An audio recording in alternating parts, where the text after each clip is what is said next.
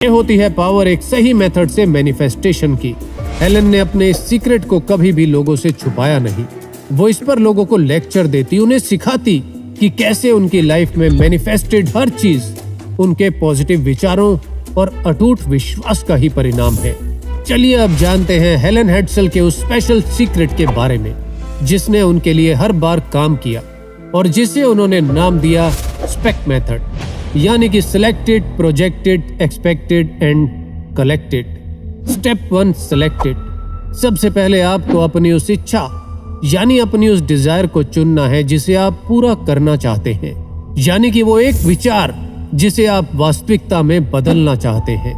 वो कुछ भी हो सकता है, हैप्पी रिलेशनशिप, एक नई कार, नई जॉब, अच्छी सैलरी, कुछ भी।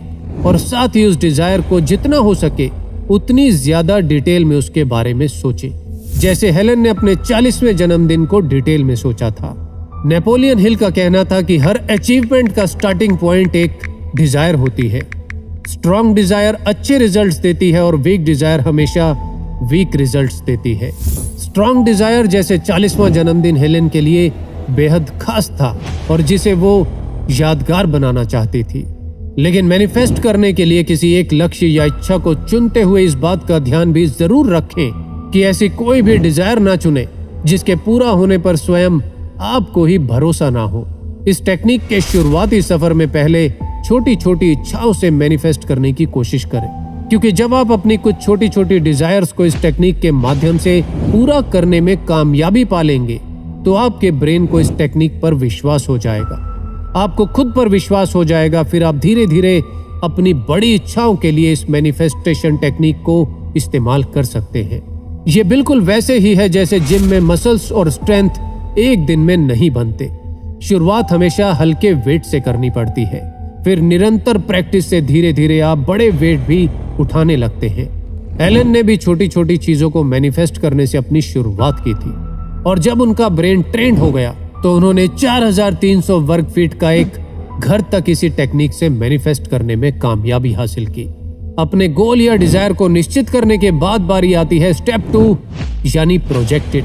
इस सेकंड स्टेप में आपको योगा, ब्रीदिंग या मैनिफेस्टेशन करते हुए पूरी तरह से पॉजिटिविटी के साथ इमोशनली अपनी उस इच्छा के साथ जुड़कर हर दिन कुछ मिनट के लिए ऐसे विजुअलाइज करना है कि आपकी जो भी इच्छा है वो वर्तमान में पूरी हो चुकी है और आपने उसे पा लिया है।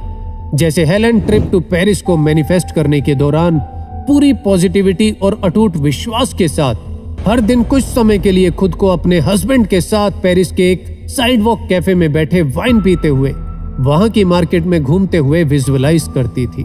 बस अपने ब्रेन में ऐसे सीन क्रिएट करें कि आपकी वो इच्छा पूरी हो गई है और शुरुआत में इस बात की चिंता ना करें कि आप सही कर रहे हैं या नहीं, क्योंकि जरूरी यह है कि आप कितनी गहराई से अपनी उस इच्छा के साथ जुड़कर उसे विजुअलाइज कर पाते हैं।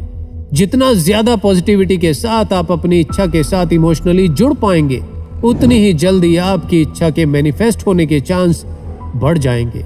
Step 3, expected. इस स्टेप में आपको अपनी उस इच्छा से जुड़े सभी डाउट्स को बाहर निकाल देना है और दिमाग में उस इच्छा के प्रति किसी भी तरह के नकारात्मक विचार, कोई नकारात्मक फीलिंग या कोई शंका नहीं रखनी है, क्योंकि यदि आपके मन में उस इच्छा को लेकर कोई शंका है तो वो इच्छा कभी भी पूरी नहीं हो सकती, क्योंकि जहां शंका होती है वहां संभावनाएं कमजोर पड़ जाती हैं। आपको अपने डाउट्स के साथ डील करना आना चाहिए और अपने ब्रेन में अगर मगर या नेगेटिव विचार, डाउट्स और ऐसे प्रश्न ना आने दें कि आखिर ये होगा कैसे, लेकिन खुद से जबरदस्ती भी ना करें। अब इंसानी दिमाग जिसने कभी मैनिफेस्टेशन की पावर को अनुभव ही ना किया हो तो ऐसे में कभी कभार अगर मगर के साथ कुछ शंका और प्रश्न दिमाग में उत्पन्न होना स्वाभाविक है, लेकिन ऐसी भावनाओं के साथ जुड़ने की गलती ना करें। बस उन्हें बहती नदी की तरह देखें और बह जाने दें। यदि मैनिफेस्ट होने में समय लग रहा है तो अपने विश्वास को डगमगाने ना दें और भरोसा रखें कि भले ही उस इच्छा को पूरी होने में थोड़ा समय ज्यादा लगे लेकिन वो इच्छा पूरी जरूर होगी। हेलन के दिमाग में जब पहली बार इस विचार ने जन्म लिया कि वो अपना 40वां जन्मदिन पेरिस में मनाएंगी तो वो नहीं जानती थी कि ये विचार वास्तविकता में कैसे बदलेगा। जब वो दोनों कॉन्टेस्ट में ट्रिप टू पेरिस को नहीं जीत पाई तब भी उनका विश्वास डगमगाया नहीं। और उन्होंने पेरिस जाने की अपनी पूरी तैयारी पर फोकस किया और अचानक परिस्थितियां बदलने लगी, रास्ते खुलने लगे। हेलेन कहती हैं कि यह बिल्कुल वैसे ही है जैसे आपने किसी चीज का ऑर्डर कर दिया है और वो आपको मिलेगी ही मिलेगी, बिना किसी शक के। अब बारी आती है स्टेप 4, कलेक्ट इट। आपको अपनी उस इच्छा को मैनिफेस्ट करने के लिए कुछ छोटे छोटे स्टेप्स लेने हैं। सबसे पहले आपको उस इच्छा के एंड रिजल्ट पर फोकस करना है, यानी कि आप जो भी मैनिफेस्ट कर रहे हैं आपकी वो इच्छा पूरी हो गई है। और इच्छा पूरी होने के बाद आपको जो खुशी मिल सकती है उसे वैसे ही हर दिन फील करना है। वो इच्छा कैसे मैनिफेस्ट होगी इसके बारे में बिल्कुल भी नहीं सोचना है, क्योंकि यकीन सबसे जरूरी है।